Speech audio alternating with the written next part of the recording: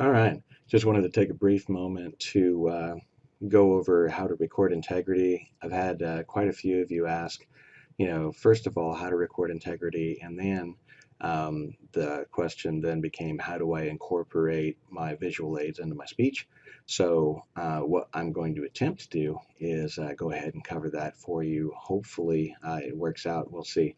So I am in a test student account right now. What we'll do is we'll go ahead and click into our course here.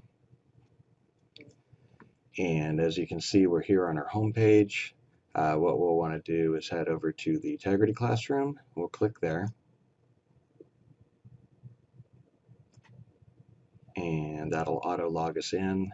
And so we have two different sections. We have the recordings that we do for class, and then there are also student recordings. These are where your guys' stuff will show up. But what we're interested in as a student, what I want to do is go ahead on and record a video. And so what I'll do is I'll click on the Start a Recording tab up here. And once I do that, it's going to want to install a program on my computer called Tegrunner, and this is okay. What we will do is we'll uncheck this box here. We'll click on Allow, and it'll go ahead and install this program for us.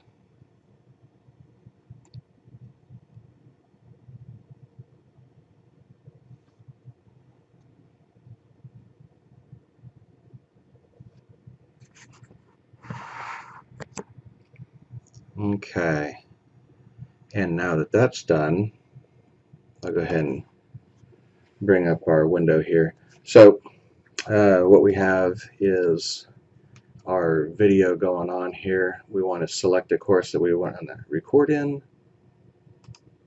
We'll go ahead and select this one. So I think we're in 102. We can rename our title.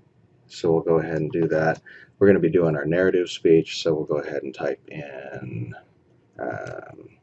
test student narrative. And then what we'll want to do is we'll want to make sure that our instructor video is checked, which it is. If not, what you wind up with is a picture that you can put in there, or else it'll just be like a generic image. But we want to be sure that the instructor video is checked. And once it is, it starts our webcam going, and then we can also check our audio over here. It looks like we're getting some pretty good levels. We want to uncheck the webcast function, because otherwise what will happen is that'll fail out, and we don't want that at all. And then what we'll do is we'll go ahead and click on record.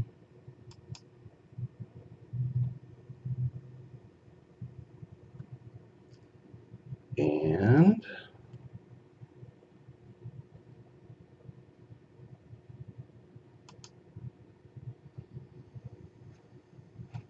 we want to, we'll see this box up here. It's our recording toolbar. We want to click on OK. It'll tell us that our Tegrity recording will start momentarily.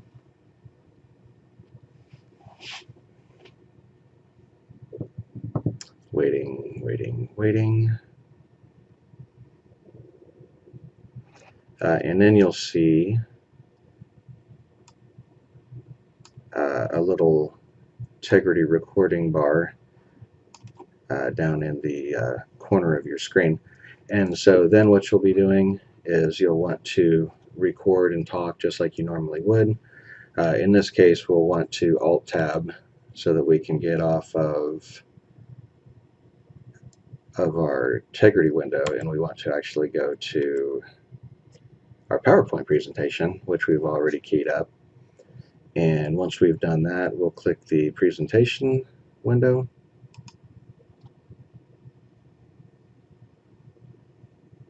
And so that will pop up. And actually, mine popped up on the wrong screen. Awesome sauce. So it's not going to do what it's supposed to do. That's a bummer. Well, what I have going on here is I have dual screens going as well, and so that's where the confusion is.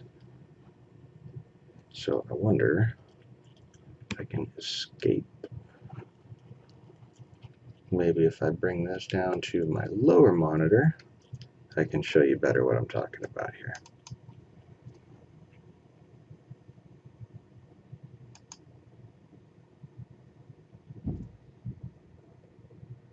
Nope, it's going to be disagreeable. That is a bummer. Okay, so we'll escape out of that.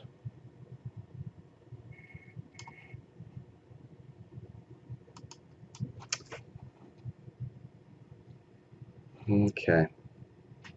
Well, normally this will work, especially if you're only dealing with one monitor. You hit the slideshow, it'll pop up, and then what you'll do is I would suggest getting a remote mouse. This is just a cheap USB mouse. And so as you click on the right mouse button, it will advance your slides if it's in the right spot. So, and it'll click through your presentation. If not, you can click through it manually. Whatever you want to do.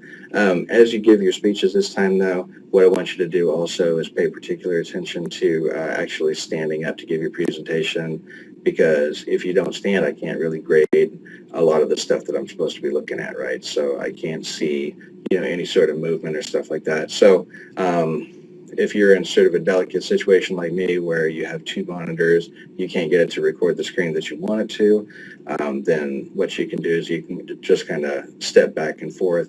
I definitely understand technical, issues that pop up, like we talked about in our, audiovisual chapter. Anything that can go wrong will go wrong with your presentation. So visual aids are always interesting, and that's why you should always test them out before you actually give a presentation in front of a whole bunch of people. But if I were a student, what I would do is I would go ahead and stand up. And so as I'm teaching along, what I would want to do is I would give my presentation on speaker responsibilities, and I would provide you with my presentation. If I wanted to change my slide,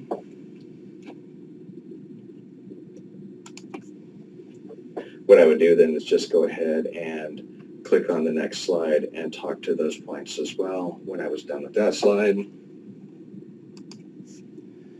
I would click onto the next one, which would be logical fallacies, so on and so forth. So it's a little cumbersome, I understand that, but what this is going to do is it's going to give you the opportunity at home, because you don't have a projector and you don't have a screen behind you.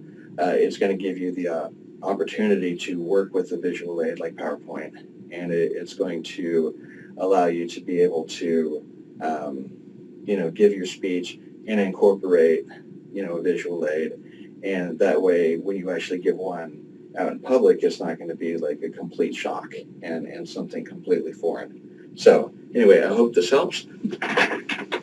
When you're done, all you will do is simply click on the stop button,